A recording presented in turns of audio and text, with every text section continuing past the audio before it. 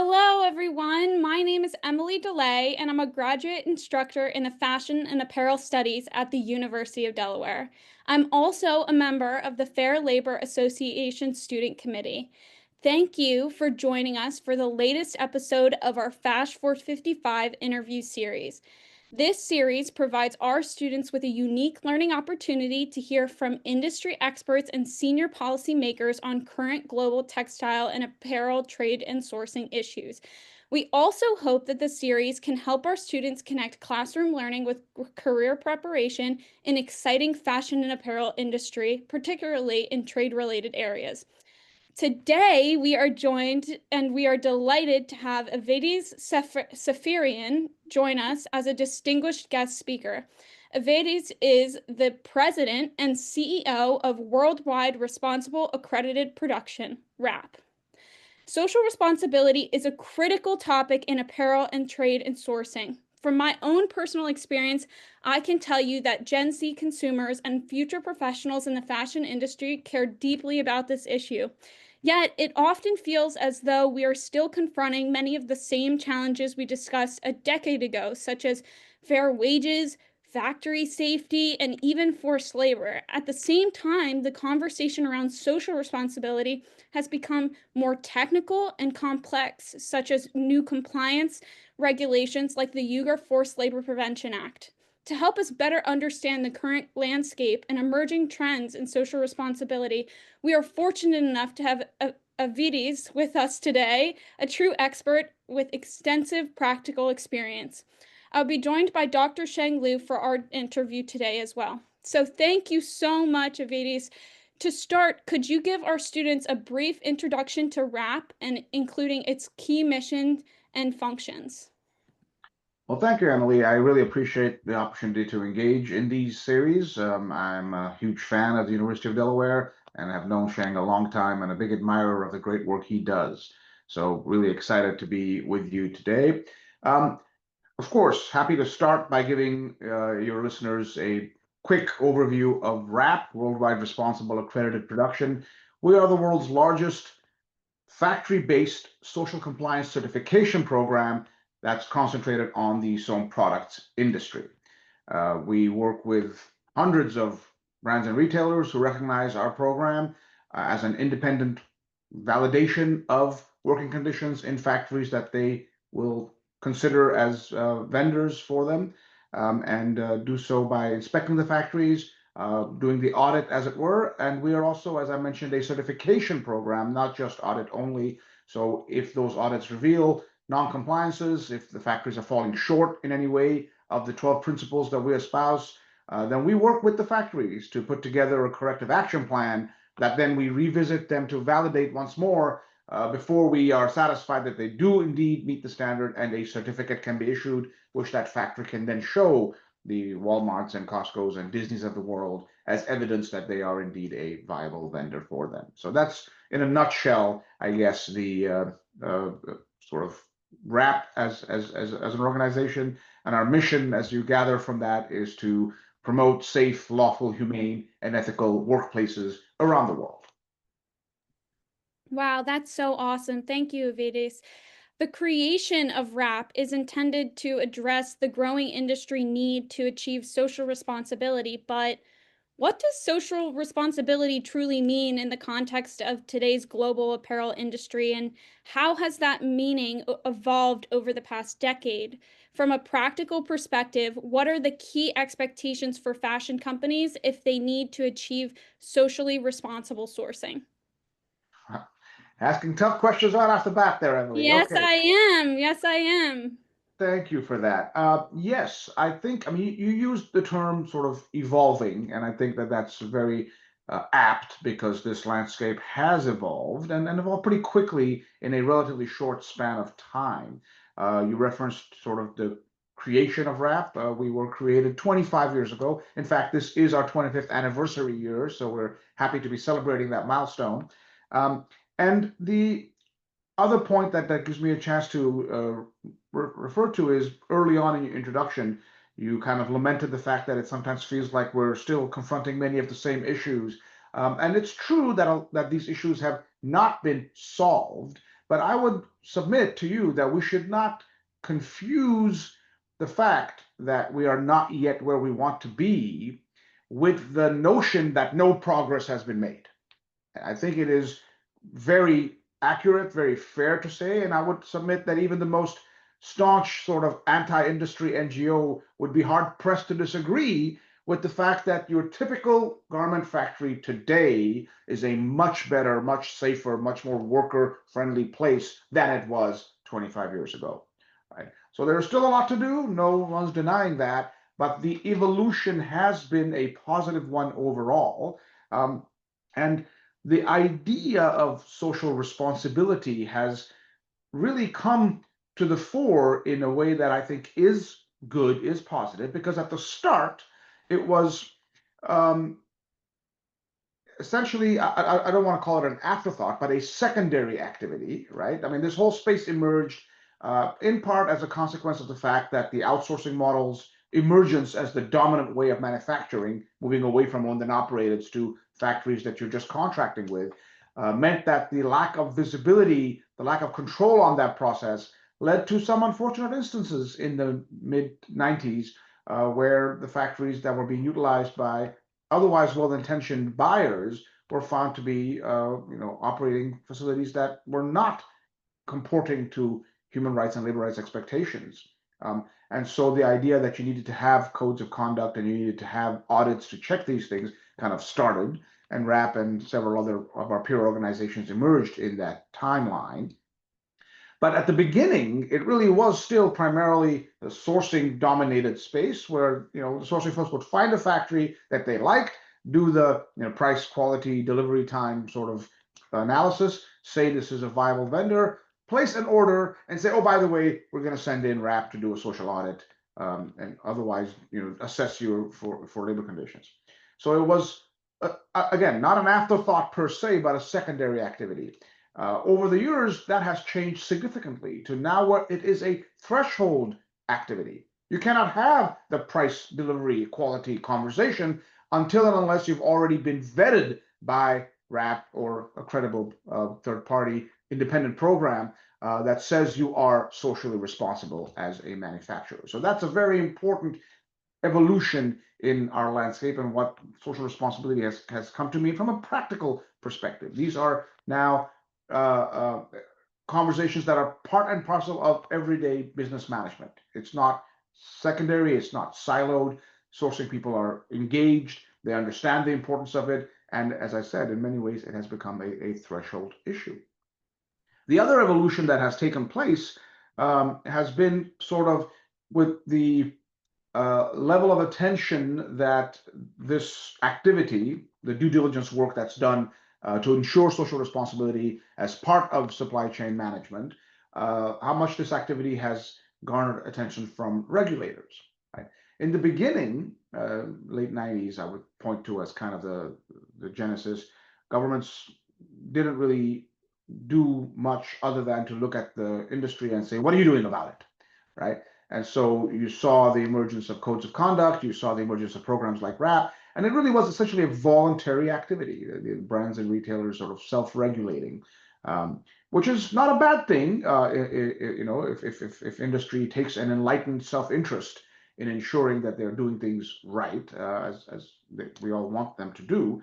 But over time, we saw regulators get a little bit more involved, and sort of the next step in evolution, we would probably point to the year 2010, when California passed the law known as SB 657, California Supply Chain Transparency Act, which was really the model for what became kind of a decade's worth of reporting laws, where governments weren't telling brands and retailers what to do in their supply chains, but they were saying, whatever it is you're doing, you have to let us know. So there has to be something on your website that tells us what you're doing, even though we're not requiring anything in particular, right?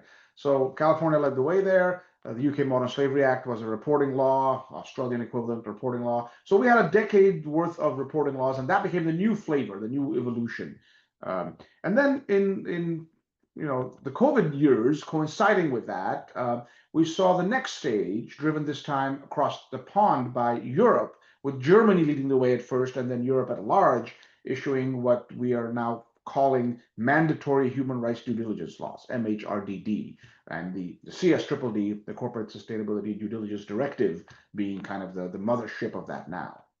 So that's kind of been the evolution of the landscape. And practically speaking, it comes down, as I said, to brands and retailers recognizing that whether for legislative compliance, whether for asserting their own values, or whether driven by consumer engagement and interest, and certainly, of course, always cognizant of civil society and NGO pressure, it is important as a practical matter to make sure that when you are outsourcing, you are engaging with vendors that are going to be able to withstand scrutiny of their labor practices and uphold those values that are important to your organization and your consumers. And the final piece I will say before we can move on to the next question is the evolution has gone beyond the first tier, which was where historically the concentration of social audits had taken place for the last 2.5 decades, to now recognizing that some of those same challenges can be found further upstream in mills and dye houses and laundries and other sort of suppliers to the final assembly plant. And so a lot of the work that we're doing now is taking these programs and doing these audits at tier 2, at tier 3, and beyond, so we have even better assurance that the supply chain as a whole is a socially responsible one. Thank you. Well, And yeah.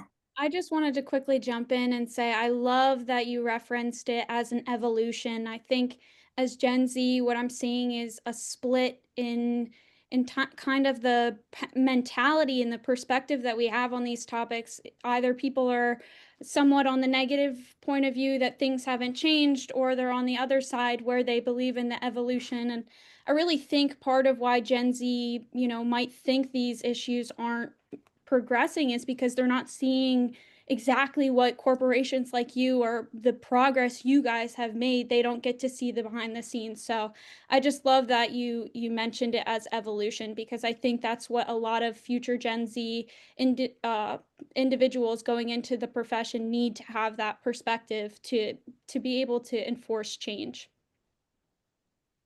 Yeah, Sorry, totally I just agree. jump in. I Yeah. love that. Of course, yeah, and it's also the purpose of why we have this, interview series, to really bring the most authentic and the relevant information to our Gen Z, students, and they are the future, the kind of leader of the fashion industry. Yeah, so thank you again for sharing so many very informative information to us. So I attended Sourcing and Magic this past summer, and I noticed, this is one of the leading sourcing show. So I noticed a lot of like vendors and supplying countries, and they specifically mentioned they're RAP certified. So Avedis, so can you walk us through how like this kind of social compliance, like audits, like certification actually works on the ground? And especially why it is far more than just simply completing like a checklist. This is like many misunderstanding in this, in this field. Thank you. Yeah, thank you, Shane. That's a great question, and I'm really glad you asked it, because as you point out, there is still a lot of misunderstanding about what these audits do. And one of the reasons perhaps why there is angst amongst the Gen Z consumers, Emily, because of that lack of understanding. It is most assuredly not a checklist, right? When we go in to do a RAP audit, we're not just walking into a factory and saying, oh, there's the exit, check, there's the fire extinguisher, check, she looks like she's over 18, check. No, this is not at all what good audits do. What we are focused on is assuring ourselves that the factory has in place the necessary management systems to have the factory operate under safe, lawful, humane, and ethical conditions, as we are witnessing now, and give us sufficient comfort that it will continue to stay that way after we have left. Right? Which is why that management systems focus is so important, not just a checklist. We are, of course, going to look at all the exits, right? But what we're really looking for is how are they managing evacuation training and processes? And who is responsible for making sure that those exits always remain unblocked and always are accessible? And workers know which ones that they're supposed to head out to and do what afterwards. What is the process, right? We talk to the individuals tasked with that, to get a sense of their understanding and look at the training logs and look at the protocols for onboarding new workers so that they understand all of that. All of that's part of the audit. We are going to look for the extinguishers, right? But again, it's not simply a function of their physical presence. Like, again, whose job is it to make sure that they remain properly maintained and they replaced on a regular basis? Who knows how to use it? How are they being trained? What is the protocol for that, right? Again, it's about management systems, right? And yes, we are very keen on making sure that there are no underage workers in the facility, but it's not simply a visual inspection. We are going to look at HR documents and look at that. But more than that, we're looking at hiring processes. How do you as a factory make sure that when you hire someone that they're not underage, right? Whose job is it? Right? We're going to talk to the HR manager, have them walk us through the process. And if they don't know what it is, if they're not understanding, then obviously something is wrong, right? So this is the kind of stuff that these good audits like RAP will do and make sure that there is a system in place, not simply a checklist that we're saying, oh, yeah, everything looks good today, right? How are we going to make sure that it stays that way after we're gone? So they involve, for starters, absolutely every single factory that we certify, we're going to visit on site. None of this work gets done just on paper. Oh yeah, send us some stuff and we'll check if that's okay. Absolutely not. We're going to go there. We're going to walk through every square inch of that place. If there are on-site dormitories, we make sure that we cover that as well. So that there is a physical sort of evaluation that takes place. Above all, though, as I said, it's about systems. And so we talk to a lot of people. The single biggest component of any good social audit, time-wise, is going to be the time spent talking to the workers, talking to line workers, getting an understanding of their sort of lives and whether they are being appropriately treated. And also, as mentioned, talking to management to get a sense of whether they understand their roles and responsibilities. Of course, there's also a lot of document review because, again, a good audit is not going to simply say, hey, Emily, how old are you? And, you give me an answer and I say, okay, I take your word for it. No, good audits are all about triangulation of information. So that information is then going to be checked against Emily's, personnel file. We're not going to simply accept a number given by the factory as, oh, this is how many hours we work. That's one data point. We're going to look at payroll records. We're going to look at CCTV records to check that all this is indeed happening. So there's a lot of systems being assessed, a lot of triangulation being done for these audits to be truly credible and meaningful. And then finally, as I mentioned earlier, at RAP, we even go beyond your typical audit because we're a certification program. The audit only programs will do all of that, prepare a report, and then submit it to whoever their stakeholder is, and then it'll be up to that brand or retailer to make a determination as to what has to happen next. How do we work with the factory? We take that role ourselves and have therefore extra value for the brands and retailers that work with us, because where there is a problem, we're the ones making sure the factory is addressing it through a corrective action plan that we follow up with them on and enforce, and then revisit to check that has been implemented before we certify, and that becomes something that the brand and the retailer can rely on. Well, this is so helpful and informative. Yeah, thank you so much. I think it really is. A lot of our students, I don't think, understand this process, and it's so important for them. So thank you, Avedis. A quick follow-up question, and I'm really interested to hear your perspective on this, is do you see social responsibility as more of a legal issue or an ethical one for fashion companies? And where do you think the line lies between what is required by the law and what is expected ethically from apparel brands and factories? Now, that's a really fascinating question. Is it more a legal issue or an ethical issue? I think the answer, Emily, is yes. The answer is yes. Really, it is both in many ways. And let me sort of think in my mind here a parallel, right? Is safe driving a legal issue or an ethical issue, right? That's the way I see this. You are tasked with an operation, running a factory or driving a car, and there are naturally legal obligations that you have to meet. But that's not where it stops, right? It's not simply a matter of just being the law. It's a matter of being ethical about how you go about that business as well. Because the law provides essentially that minimum level of expectation that you absolutely have to meet and you're liable for not meeting. But laws, even well-researched, well-intentioned, well-prepared laws, can't imagine every scenario and can't apply to every possible practical situation that might come up. And that's where you start to say, okay, if we understand that the purpose here is, not to run over anybody with the car I'm driving, right? Then even if there is no law that speaks to this, I still have that obligation, right? And and sometimes it'll be, it can manifest itself in strange ways, right? If I'm driving down the road and there's a you know, there's a white line that I'm not supposed to cross by law, but suddenly a kid jumps in front of my car and I don't have enough distance to brake, then I am going to cross over that line, right? So that I don't hit the kid. I'm getting a little complicated here, but my point is that laws serve their purpose, but what they are really meant for is to reinforce an underlying principle that really matters, right? So when you have laws that require X, here's the payday law, right? And you got to pay the worker by that day.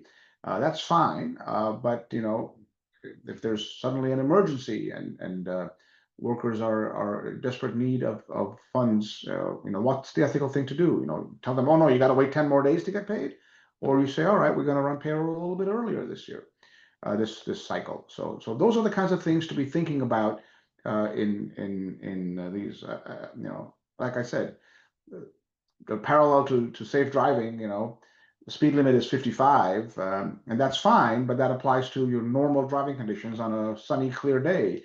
If I'm driving in, pouring rain or fog, I'm not going to say, oh yeah, I'm driving 55, I'm okay. Right? You're going to have to adjust it accordingly. The speed limit sign's not going to change, right? So the law is that superstructure, that minimum, that expectation. But what it is talking about is an underlying sort of ethical framework that we want to see come to fruition. And so social responsibility is about both in that sense, that you are indeed going to make sure that you are meeting the minimum standards, but looking to see that the spirit that they are meant to ultimately be the sort of presenter of is what's being adhered to. And that's a challenge, obviously.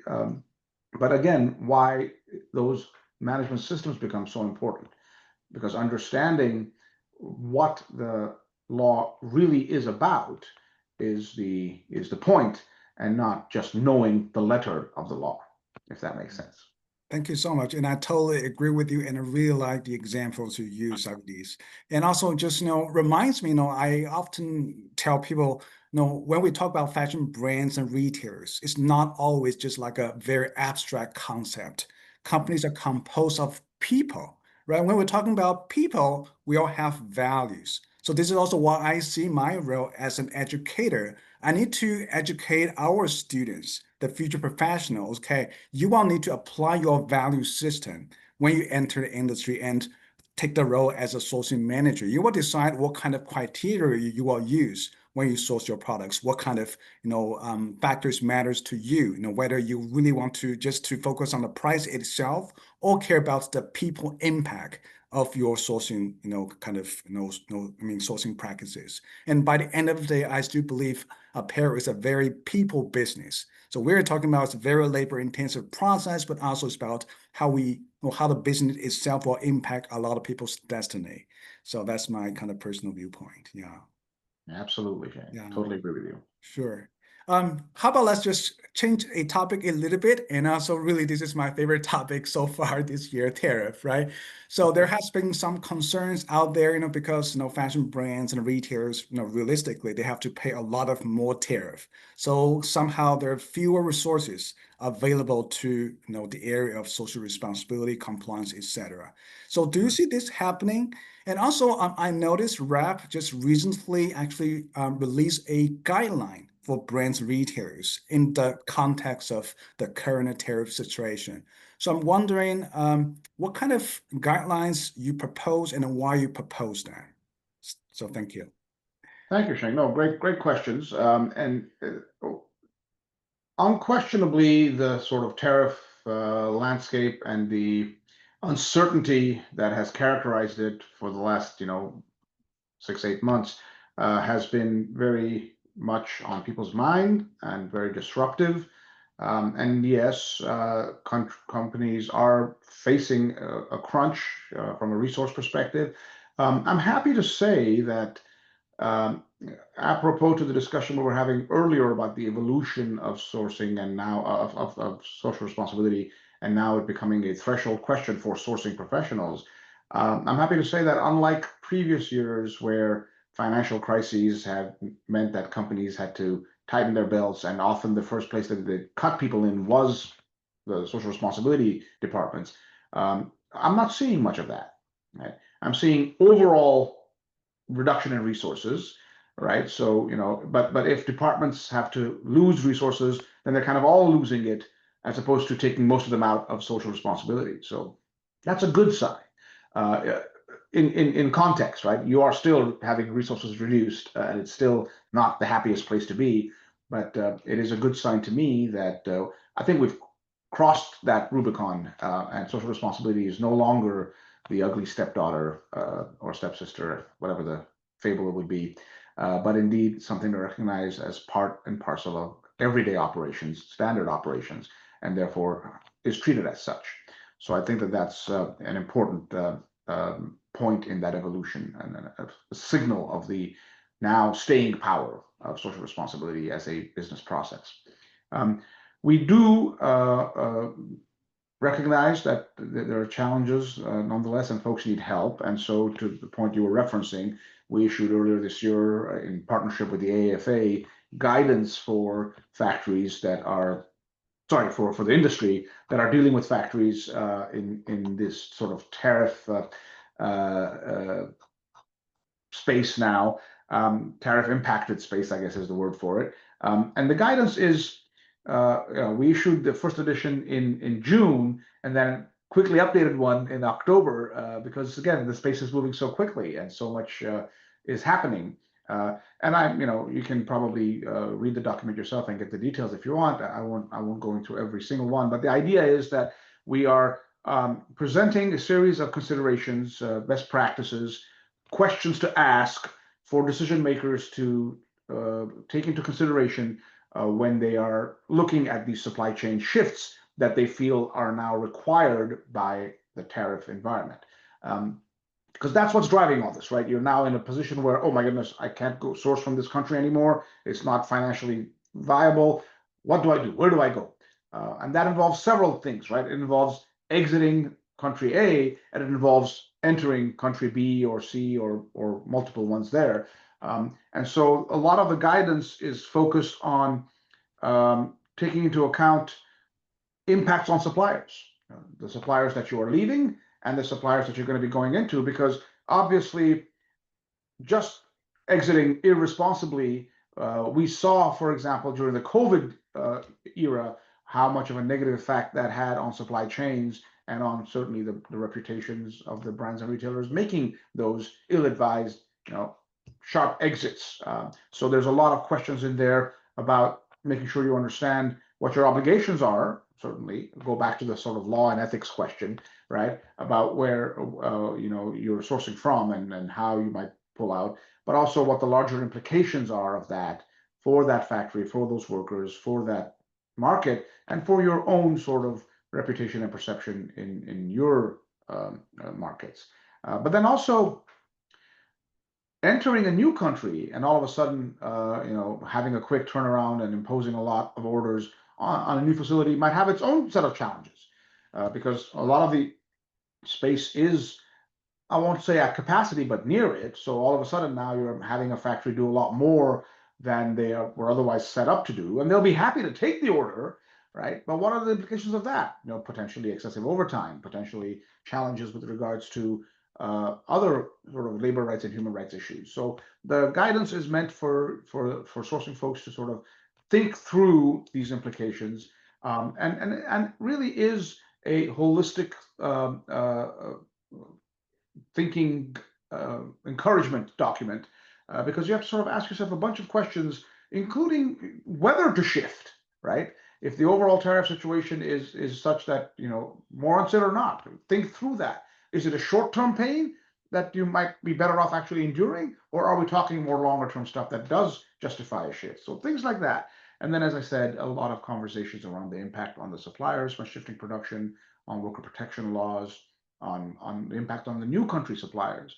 And then the latest version of the guidance also had a bunch of questions for the suppliers to think through, right? And some of them are similar. Again, the amount and duration of the tariffs and how they might be impacted by it. What will it be for their own operations and their workers, and how they might want to diversify their customer base, right? So there's a lot of good guidance in the sort of best practices and considerations perspective, which we hope the industry finds useful, because these are indeed challenging times for both buyers and manufacturers, and the tariff uncertainty doesn't look like it's going to go away anytime soon. So let's see how things play out.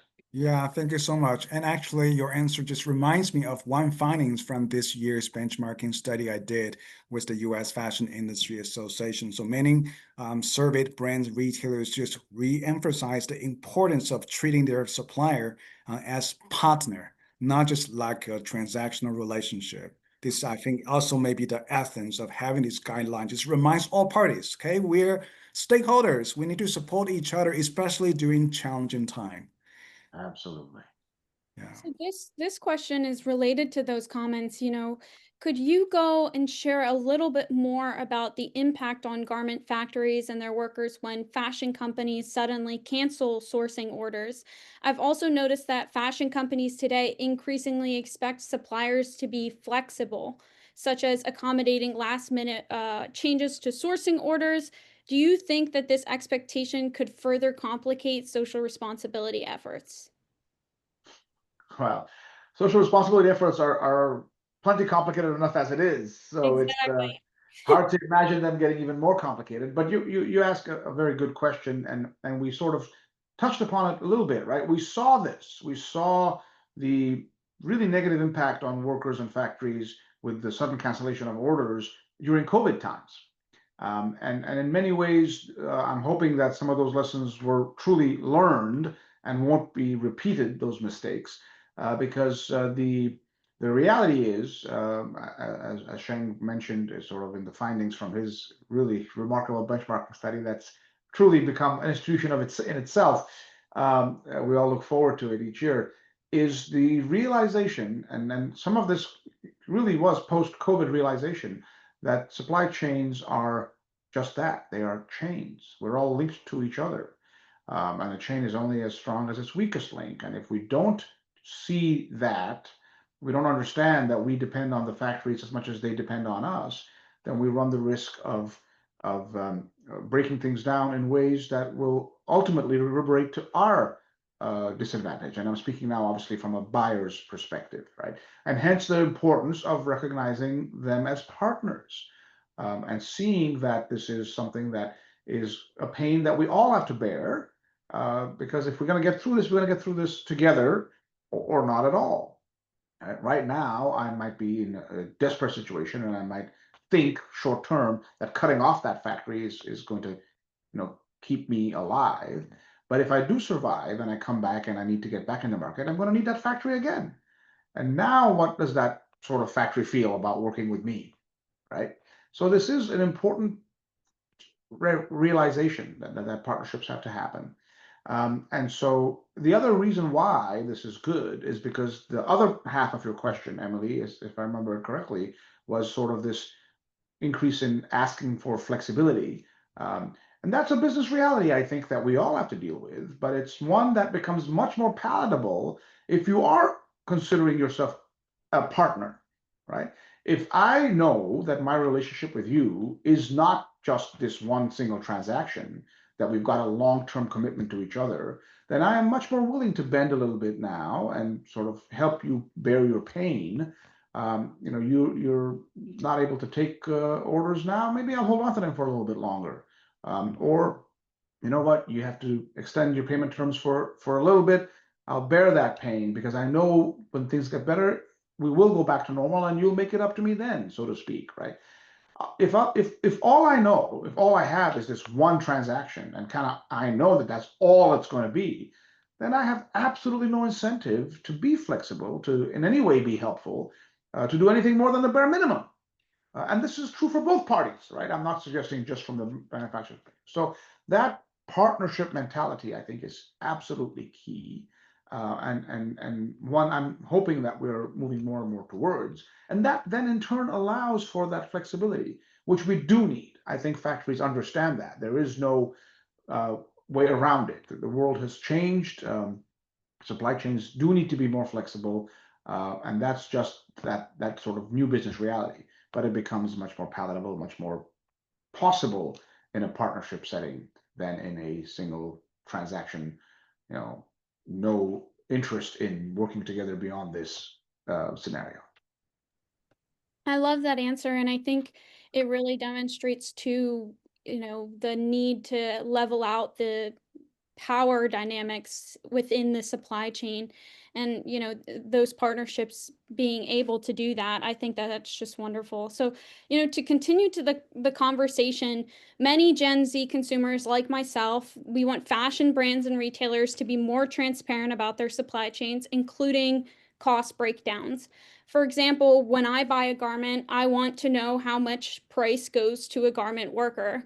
From your observation, does greater supply chain transparency help promote social responsibility?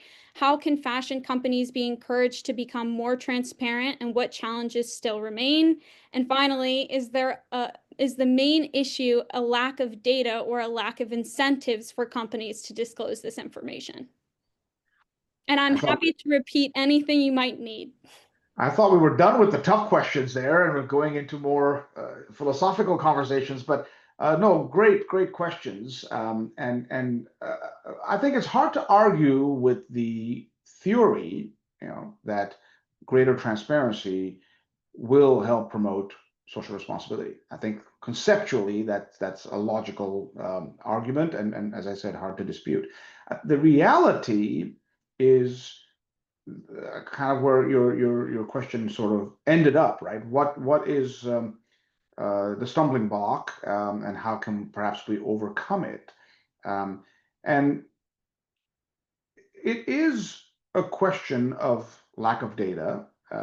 There just isn't much of it yet available right now, but that might, with the evolution of how we're going about communicating these days, solve itself. But it's not a question simply of data. I think one of the things that we have to be very careful about is just because you have more data doesn't make things better. What you need is good data, right?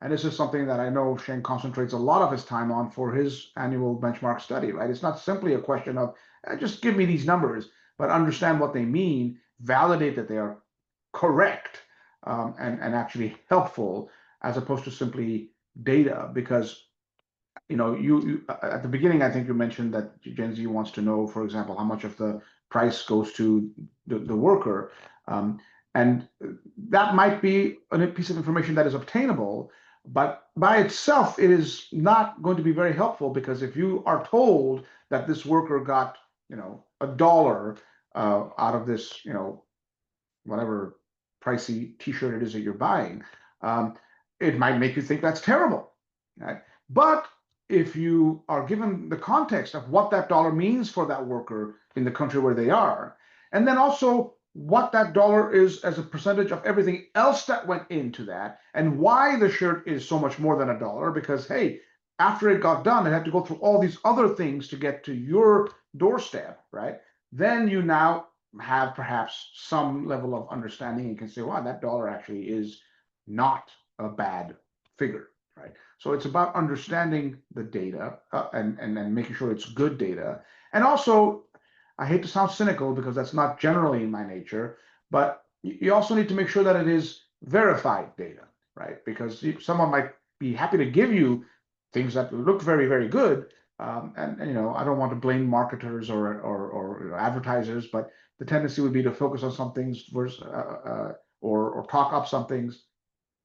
which is why, again, something like RAP becomes so important, right? Because you have independent validation of those figures and facts and the data, and therefore you have the good data, but also that is verified data. So that's going to be very helpful.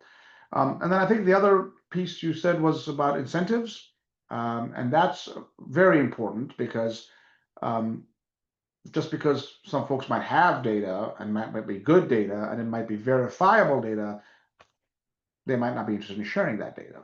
And so this is where I think a lot of the current evolving landscape becomes interesting, because we're seeing two sort of, I don't want to call them parallel paths, they might diverge at some points and converge in others, but two avenues, I think, of incentive pressures that are increasing.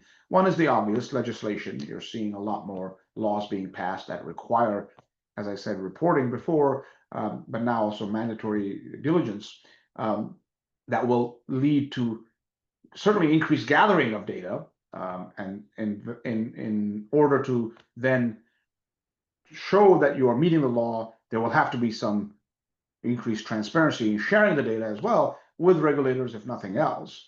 But the point you were making, I think where your question started, is the consumer, Gen Z and otherwise, demanding more transparency. And that is going to be a very interesting potential form of incentive, because if that demand, it starts to drive purchasing behavior, as opposed to simply, commentary and protests and otherwise displays of discomfort, but actual behavior. If you are going to see Gen Z saying, hey, you know what, I will indeed pay 50 cents more or $1 more because this product has shown me through credible, independent, good data that has been verified that it's made under conditions that I support, versus this other product that I don't know anything about, then you will truly start to see businesses react. And I do think that the directional, at least, is positive, because we are in a world today where we have so much more avenues of information at our fingertips, so much more of an ability to seek out data, and hopefully an increasing understanding that you have to be skeptical of the fox guarding the hen house. If the source of the data is the brand saying, oh yeah, I checked the factory, it's great, no problem, versus the source of the data says it's RAP certified, independently validated, not the, as I said, fox guarding the hen house. So a lot there, but it was a tough question. Yeah, but also a really relevant question. So thank you again. And a wonderful answer to the question. Yeah, especially from the real world perspective and examples. So may I ask a quick follow-up questions? So we know AI is definitely emerging these days, and also a lot of fancy technology. So each time when we attend the industry event, we can see a lot of vendors from these technology companies. They try to sell their products to tell brands, retailers, okay, here I have a new tool for you, which can help you tracking your supply chain and where the products come from, etc. So do you see that this kind of AI technology have some potential applications to be used in the social responsibility area? Or if we do not consider the limitations of technology and the resources, what kind of like a application or kind of fancy AI you would like to see in the social responsibility area? So thank you, Sheng. I guess it was inevitable that AI was going to come up, especially following up to that question. And so I do absolutely think that there is a lot of benefits it can bring, but I'm also very, very cautious. And I remind folks all the time that AI is just a tool, right? It is like fire, right? You can use it to heat your home or burn it down, to cook your food or just totally destroy it, right? It depends on how much of it you apply at the right time, at the right place, and what is it that you're putting into the AI. The AI itself is not going to solve anything. So back to the discussion we were just having, if you give it bad data, you're going to get bad results. So you have to start by making sure that the data is good data for the AI to then be able to give you some helpful analytics. And that's where the tool part comes in handy. The ability to find trends, the ability to find patterns, the ability to absorb a lot of data points and give you some sense of not just averages and sort of mean, mode, and median type of thing, but also, as I said, trend lines and things. That's where it's going to be very, very helpful, right? It's, again, the conversations I know you're having in the academic arena are much the same, right? You want to understand the value of AI as something that could polish a presentation, for example, right? But not make it up, right? Not do the front end of it, but do the assistant. So AI, in many ways, is not just artificial intelligence, but really assistant to your intelligence, in my mind. That's how I sort of think of AI. And so you need to make sure that you are everything else we discussed, right? You're gathering good data, you're verifying that data, and then once you have all that data, that's when AI can be very handy and sort of, what applications we can put it to, all kinds, right? In an audit setting, for example, you are now able to analyze payroll and wage records so much more quickly, right? And do so much larger samples than you could just with a human on an Excel spreadsheet. So that's a great application and great use for AI. If you are looking at, again, procedures and protocols that you're digesting, pages and pages and pages of it, AI can give you a sense of, hey, wait a minute, these are all really the same document. They just repeated them over and over again. There's no actual system here. It's just a house of cards, right?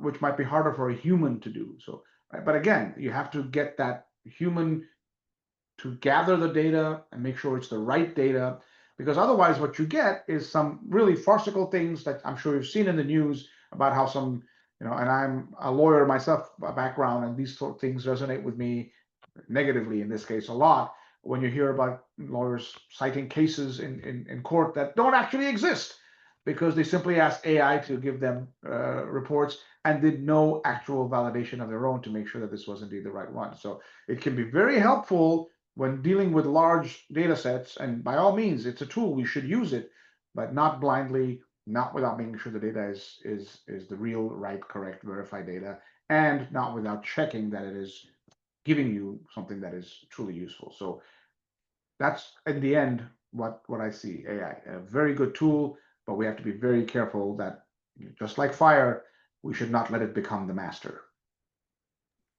I love that answer. And, we've learned a lot today. I know I've learned so much. Before we wrap up, I'd like to ask, what advice would you give to students or young professionals entering the apparel industry who want to make a meaningful impact in social responsibility and ethical sourcing? And what maybe internship opportunities are out there and other things like that? Well, I love the way you put it, Emily. Wrapping up, I don't know if there was a pun intended there or not, but um, I am really thrilled at the high level of interest and energy that I am seeing from young students that I speak to all the time in my travels and in my visits to various academic institutions. It's truly encouraging and very gratifying that the interests are so high. The good news is that this space is still quite young, and we don't have any, formal career paths you must follow in order to get entry. It really is just the interest and enthusiasm that you must bring with you. But otherwise, you can come in from any path, from, academic or non, from sourcing, from quality, from audits, from merchandising, from design. All kinds of entries are available. What I would encourage, and one piece of advice that I would give, is to make sure that from the beginning, you develop a holistic thinking mentality, right? Just as we were talking about management systems, understanding that, as we were saying in a different context, this is a supply chain, everything is interconnected. When you go to a factory and maybe you come from a human rights background and sort of your focus is on making sure that the workers' lives have to be improved, that's wonderful. That's a good piece of passion to bring. But do you know, if you want to help a set of workers in a given factory improve their lives, do you know what's one thing you must be able to also have to make that possible? The factory has to be a profitable factory, right? Otherwise, any conversation about improving those workers' lives becomes moot. And in order for the factory to be a profitable factory, then the brand or retailer that is going to be sourcing from the factory has to itself be a profitable entity. Otherwise, they're not going to have any need to place those orders. So the system has to work collectively, right? It cannot simply be all the responsibility falls on one hand, all the power is on here. You mentioned that power imbalance. Start thinking from the get-go, from a young age, from a academic to a practical sort of transition period. Think holistically, think about how things are connected, be curious, be open, be enthusiastic. Those things are, built-in features of Gen Z, but use them in a holistic way to drive things. And I guess the final piece of advice, which might be sort of the hardest thing to actually do, is, be positive, right? I think that it's important to not just complain about problems, but actually do what you can to address some portion of it, if not all of it, right? I have this adage that I try to live my life by, right? Which is, it is better to light a single candle than to sit and curse the dark. There's plenty of dark out there, and we're never going to be able to get rid of all of it. But rather than just complain about it, if we light a single candle, at least our portion of the space, we can light up a little bit more. And guess what? If everyone lit one candle, then the whole place will get lit, and we will be able to dispel the darkness. But we have to do what we can with what we have, where we are. I think that was a Teddy Roosevelt quote I just mangled a little bit. And that's sort of my ultimate advice. Be holistic, but be, positive, be optimistic, do something rather than say, oh, there's too much bad stuff, and all I'm going to do is complain about how bad things are. So I'll leave it at that. And thank you guys once again for this opportunity to engage with you. It was truly a wonderful conversation, and the time just flew by. Yeah, truly And inspiring. Thank you so much, so much indeed. yes, thank you so much. This concludes our interview. And again, thank you for joining us and sharing so many great insights. We truly appreciate it. The pleasure was mine. Thank you very much.